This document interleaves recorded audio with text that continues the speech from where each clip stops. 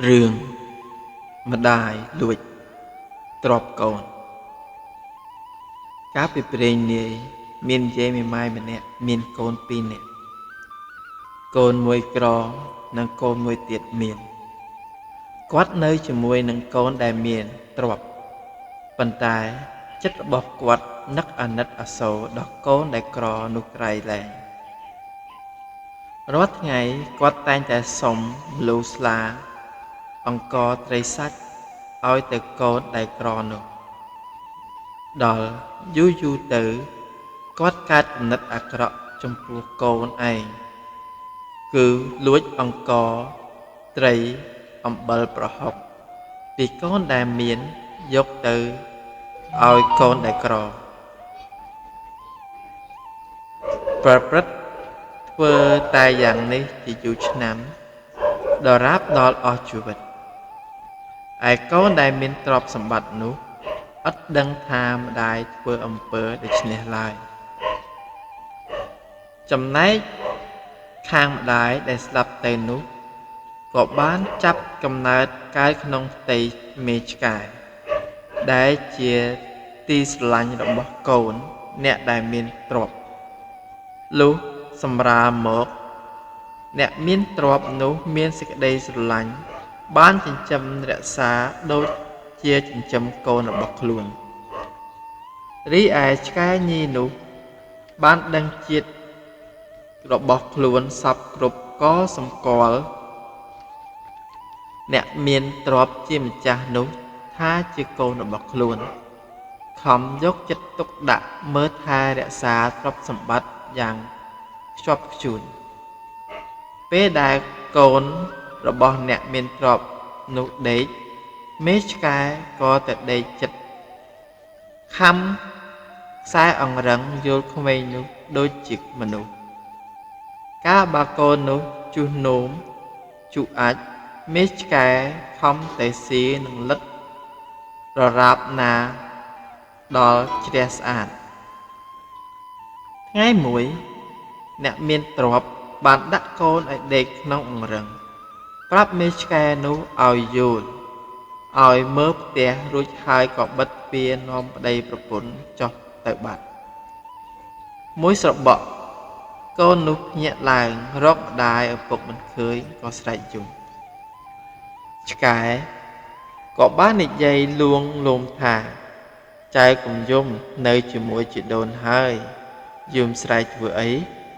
ឯជីដូននោះមានកម្មពៀនឹងឪពុកម្ដាយឯងកាលពីដើមជីដូនជាម្ដាយរបស់ឪពុកម្ដាយបង្កើតឯងប៉ុន្តែជីដូនមានគំនិតអាក្រក់បានលួចម្លូស្លាអង្ករត្រីអំបិលប្រហុករបស់ឪពុកឯងឲ្យទៅមារបស់ឯងដែលក្រីក្របានជាជីដូនមកកើតជាសត្វដេរឆានស៊ីតែលាមកផឹកទឹកនោមចៅនេះឯងអ្នកនៅជិតខាងនឹកឆ្ងល់ថាចុះផ្ទះទៅម្ចាស់ផ្ទះទៅអស់ហើយបិទទ្វារចិត្តហើយតើនរណានិយាយរអ៊ូនៅក្នុងផ្ទះនោះក៏លបមើលទៅឃើញមេឆ្កែទឹកភ្នែករហាមនិយាយជាមួយនឹងក្មេងតូចដេកនៅក្នុងអង្រឹងអ្នកទាំងនោះស្ដាប់បានសេចក្តីសប្បុរសហើយត្រឡប់មកផ្ទះវិញនិយាយប្រាប់គ្នាតាមដំណើររឿងថាឆ្កែនោះចេះនិយាយភាសាមនុស្សវានិយាយថាខ្លួនវាពីដើមជាម្ដាយរបស់ម្ចាស់វាដល់ស្លាប់ទៅមកកើតជាឆ្កែព្រោះវាមានកម្មពៀលួចទ្រព្យសម្បត្តិរបស់កូនឯងដំណឹងនេះបានខ្ចោះខ្ចាយពេញភូមិទាំងអស់លុះអ្នកមានទ្រព្យត្រឡប់មកវិញអ្នកចិត្តខាងនាំគ្នាដំណើរប្រាប់អ្នកមានទ្រព្យបានដឹងដូច្នេះក៏ហៅឆ្កែមកសួរតាមដំណើររឿងឆ្កែបាននិយាយហោហែសពគ្រប់តាមរឿងរបស់ខ្លួនអ្នកមានទ្រព្យគិតថាអោកម្មផលអើយគ្រាន់តែបន្តិចប៉ុណ្ណឹងសោះមិនគួរធ្វើបាបបិតារបស់អញ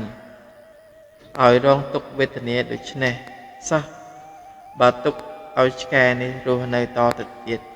សេចក្តីវេទនារបស់មេដាអញកាន់តែវេទនាតទៅទៀតលុះគិតដូច្នេះហើយ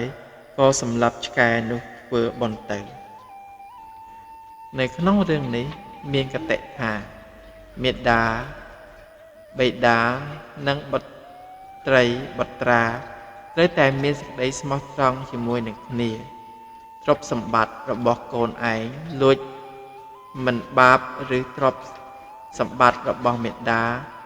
ឯងលួចមិនបាបនោះទេសុភាសិតបុរាណថាទ្រព្យសង្ឃទ្រព្យគ្រូនិងទ្រព្យជាតិ